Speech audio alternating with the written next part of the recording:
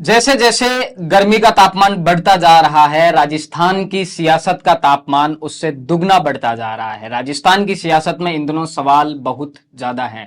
मुद्दा है कि सचिन पायलट के मूड में क्या चल रहा है, या फिर सचिन पायलट को इस बार भी आला कमान से तारीख पे तारीख मिल चुकी है। हनुमान बेनीवाल किस करवट बैठ रहे हैं, दिव्या मदेरणा पर जो हमला हुआ उसके क्या मायने हैं, बद्री जाखड़ से उनकी लगातार तनातनी चल रही है। अशोक गहलोत को इन दिनों इतना गुस्सा क्यों आ रहा है, लेकिन सबसे जरूरी जो मुद्दा है, राजस्थान में सुबह से ही एक ट्रेंड ट्विटर पर चल पड़ा है कि डेगाना का ड्राइवर कहां है। नमस्कार, थिंक 360 में आपका स्वागत है। मैं हूं लोकेंद्र किलानौत और आज हम राजस्थान के बहुत सारे मुद्दों पर चर्चा करेंगे, लेकिन जो सबसे जरूरी सवाल है कि डेगाना का ड्राइवर आखिर कहां है। वरिष्ठ पत्रकार और राजनीतिक विश्लेषक प्रदीप बिदावत हमारे साथ इस चर्चा में मौजूद हैं। और प्रदीप जी से भी मेरा सबसे पहला जो सवाल है कि प्रदीप जी, डेगाना का ड्राइवर कहां है? डेगाना नागौर जिले का एक विधानसभा क्षेत्र है जहां से विजयपाल मिर्धा विधायक हैं। विजयपाल मिर्धा के ड्राइवर हैं ताराचंद, जो पिछले 11 महीनों से घर नहीं लौटे हैं। कहानी 10 साल पहले, आप फ्लैशबैक में जाइए, 11 साल पहले भंवरी देवी इसी तरह गायब होती हैं। इसी तरह हैबियस कॉर्पस यानी कि बंदी प्रत्यक्षीकरण याचिका लगाई जाती है और अब जोधपुर से मामला खिसक के नागौर में आ गया है। हाईकोर्ट का जुरिस्डिक्शन वही है और हालात जो है वो भी हाई प्रोफाइल हैं। विजयपाल मिर्धा कोई साधारण व्यक्ति नहीं है। उनके श्वशुर राजस्थान की सरकार में सबसे कद्दावर मंत्रियों में से एक है लालचंद कटारिया। ठीक है, लालचंद कटारिया के ही एक दामाद पुलिस बेड़े में आईपीएस हैं। तो आरोप जो लग रहे हैं वो विधायक विजयपाल मिर्धा पर लग रहे हैं और सरकार और व्यवस्था से जुड़े हुए लोगों पर लग रहे हैं। बड़े गंभीर आरोप हैं और इसको लेकर जिस तरीके का जवाब आया है, अखबारों की कटिंग हम देखें, भाषण को सुने, तो लगता है कि इस मामले को जिस तरह से हल्के में लिया जा रहा है उतना हल्का ये मामला नहीं है। और जिस तरह से 2013 के चुनाव में भंवरी देवी का मामला मुद्दा बना था, जिस तरह से रामलाल जाट के खिलाफ मुद्दा बना था एक महिला का मामला, जिस तरह से और भी चुनावी वर्ष में कई मुद्दे बनते हैं, तो लगता है कि डेगाना का ड्राइवर कहां है, अगर इसका जवाब समय से पहले नहीं मिला तो फिर जनता है वो चुनाव में देगी इसका जवाब कि डेगाना का ड्राइवर कहां है। इसमें सवाल तो बहुत ज्यादा गंभीर उठते हैं। जो विजयपाल मिर्धा का जो ड्राइवर था, उसके पिता का जो बयान अखबारों में छपा है कि साहब को पता सब है, लेकिन गुमराह कर रहे हैं। नहीं, उनका सीधा आरोप लगाना, फिर हाईकोर्ट जाना, बंदी प्रत्यक्षीकरण याचिका दर्ज करना, ये सारा एक प्रोसेस है। लेकिन एक व्यक्ति 11 महीने से घर नहीं लौटा है, आपका अगर कर्मचारी है तो निश्चित तौर पर चिंता होनी चाहिए। अब विजयपाल मिर्धा का रुख क्या है, उन्होंने मीडिया में क्या कहा और किस तरह से छपा, वो अलग बात है। ट्वीट कर उन्होंने भी सफाई दी जब ये ट्रेंड। ऐसा दो चीजें हैं कि क्या छप रहा है और क्या छिप रहा है। इन दोनों के बीच कहीं डेगाना का ड्राइवर बेचारा छिपा हुआ है, कुछ तो छिप रहा है ना जी। तो ये जब चौड़े आएगा तो बहुत सारे राज खुलेंगे इसमें।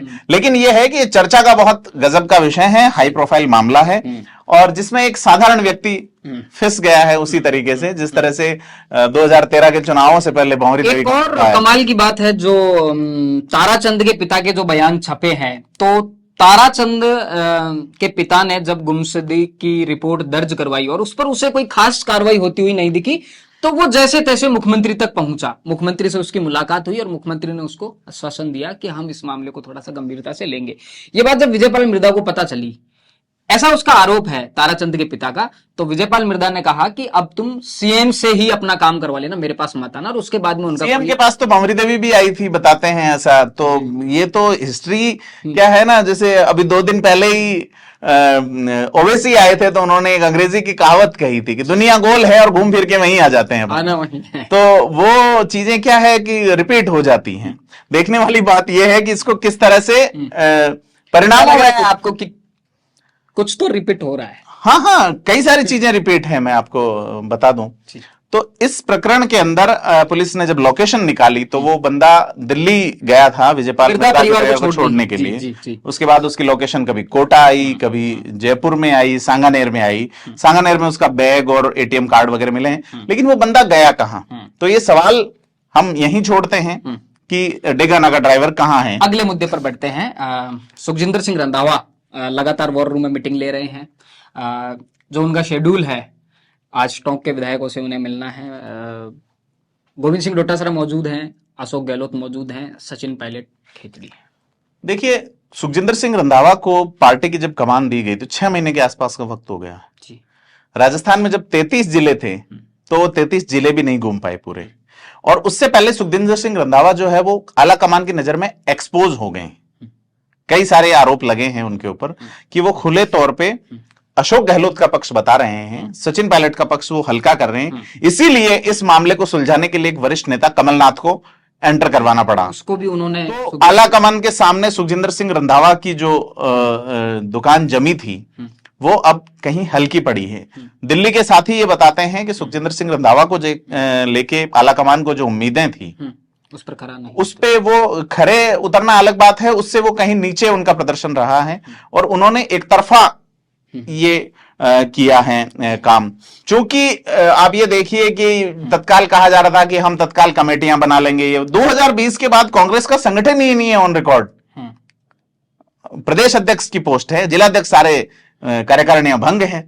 तो आंधी में जागरण होता है ना, तो उसमें सुर ताल लय छंद चौपाई छप्पे कुछ नहीं चलता है, सब ऐसे ही चलते हैं। तो कांग्रेस में आंधी का जागरण चल रहा है और उस जागरण की सदारत करने वाले डोटासरा है, रंधावा है, अशोक गहलोत जी हैं और उसमें विरोध के स्वर उठ ही रहे हैं। वो सचिन पायलट रंधावा के प्रदीप जी जिस तरह से बयान बदलते हैं और वो जिस तरह से यू टर्न लेते हैं, उन्होंने अब कुछ कहा है, आगे क्या कह देंगे। पहले कहते हैं कि ये सचिन पायलट का जो अनशन है ये पार्टी विरोधी है, फिर कहते हैं कि पायलट ने मुद्दा तो बिल्कुल ठीक उठाया लेकिन टाइमिंग गलत है। फिर खबर आती है कि कमलनाथ, केसी वेणुगोपाल की एक जो टीम है वो राजस्थान आएगी, वो पायलट और गहलोत को एक साथ बिठाकर मीटिंग लेगी, उनमें आपस में समझौता करवाएगी। रंधावा जयपुर पहुंचते हैं, फिर पत्रकार पूछते हैं, वो कहते हैं कि प्रभारी तो मैं हूं तो डिसीजन मैं लूंगा। कमलनाथ का कोई कागज है तो बताइए। नहीं, वो चल क्या रहा है? रंधावा जो है वो मैं आपको पहले कह चुका, फिर रिपीट कर देता हूं। रंधावा एक्सपोज हो गए, ठीक है, कि किस तरह से उन्होंने प्रिविलेजेस लिए, किस तरीके से वो कहां रह रहे हैं, कहां रुक रहे हैं, किनको वो टाइम दे रहे हैं। इन चीजों के चलते उन्होंने राजनीति के उत्तरार्ध में अपने आप को, जिस तरह से ये आया कि रामलाल जाट के मकान में वो रह रहे हैं, धर्मेंद्र राठौड़ के पास में वो रहते हैं। फिर चूंकि वो आला कमान को यह नहीं समझा पाए कि वसुंधरा राजे का विरोध करना कांग्रेस की बगावत कैसे हो गया। ठीक बात है। तो ये जो लाइन है कि सचिन पायलट ने ये कहा मैं अनशन कर रहा हूं और अनशन एक गांधीवादी तरीका है, या तो गांधी का तरीका गलत है या वसुंधरा राजे का विरोध करना गलत है। एक और कमाल की बात है कि वो विधायकों से फीडबैक लेंगे, ठीक है। अब उसमें मौजूद कौन रहेगा? रंधावा रहेंगे, अशोक गहलोत रहेंगे, गोविंद सिंह डोटासरा रहेंगे। बात यह है कि सत्ता और संगठन के लोगों के साथ बिठाकर जब आप फीडबैक लोगे तो उसमें सच्चाई कहां तक निकल पाएगी? उसमें तो ये है सर ठाकुर सुहाती बात जिसे कहते हैं। नहीं, उसमें आप रंधावा वाली पे अगर अपन बात करें तो सचिन पायलट की जो गुगली थी वो अशोक गहलोत तो पिच पे नहीं आए और रंधावा ने उसे खेलने की कोशिश की और वो बोल्ड हो गए। इसमें सीधा सा ये हुआ है। सचिन पायलट दिल्ली से लौटे हैं, आज उनका कार्यक्रम है, आप देखिए शाहपुरा और उस इलाके में वो अपने अंदाज में 17 से पूरा कार्यक्रम शुरू कर चुके हैं। उन्होंने अपनी बात कही, आला कमान उनसे मिला है, लेकिन अशोक गहलोत को बीते कई महीनों से व्यक्तिगत मिलने का टाइम नहीं मिल रहा है दिल्ली में। आप ये देखिए, तो क्या समझा जाए, कांग्रेस जो है उसकी स्थिति ठीक नहीं है। लेकिन आपको अखबारों में ठीक लग रही होगी, उसके लिए कुछ साथी ये बता रहे हैं कि department of information and technology का बहुत बड़ा बजट सरकार की जो वो पॉलिसीज है उनको ग्रीसिंग और चमकाने के लिए दिल्ली की मीडिया में इन्वेस्ट किया गया है। तो ये बड़ी बात है कि आपको कुछ चीजें अगर लगे कि साहब एकदम ही कल्याण हो गया है, तो इसकी वजह वो है कि एक बड़ा विज्ञापन या कुछ सुविधाओं की कोशिशें सरकार की ओर से लगातार जारी हैं। तो उस पे आपको लग सकता है कि हाँ अच्छे दिन आ गए हैं, लेकिन अच्छे दिन नहीं आए हैं। आप ये देखिए कि सरकार के ही विधायक, महिला विधायक, जिसको अशोक गहलोत के खासम खास नेता ये कहते हैं कि मारे धक्के पड़ गई तो रगड़ दूंगा, मतलब मारवाड़ी में कहते हैं मेरे सामने आ गई तो मैं तुम्हें, वो पुलिस के सामने धमकी दे रहे हैं। सांसद रह चुके हैं और बद्रीराम जाखड़ जो, तो ये कानून व्यवस्था की स्थिति है। उस महिला विधायक पे हमला हो गया। आपका विरोध हो सकता है, मैं हो सकता है दिव्या मदेरणा को पसंद व्यक्तिगत तौर पर राजनीतिक लाइफ में नहीं करूं, लेकिन ये डेमोक्रेटिक नहीं है।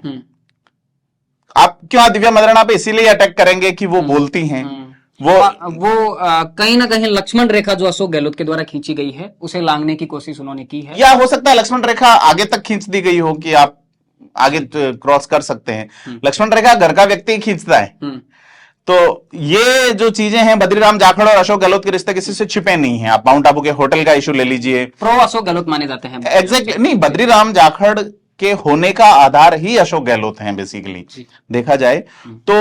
उन्होंने जो पारंपरिक जाट राजनीति थी मारवाड़ में बदेरणा परिवार की, उसके काउंटर में वो अशोक गहलोत को बद्री जाखड़ को लेके आए। बद्री जाखड़ एक हद तक उसमें सफल रहे, दबंग है, उनके पास पैसे की कोई कमी नहीं है, पार्टी है, टीम की कोई कमी नहीं है, साफ गोई से बात करते हैं।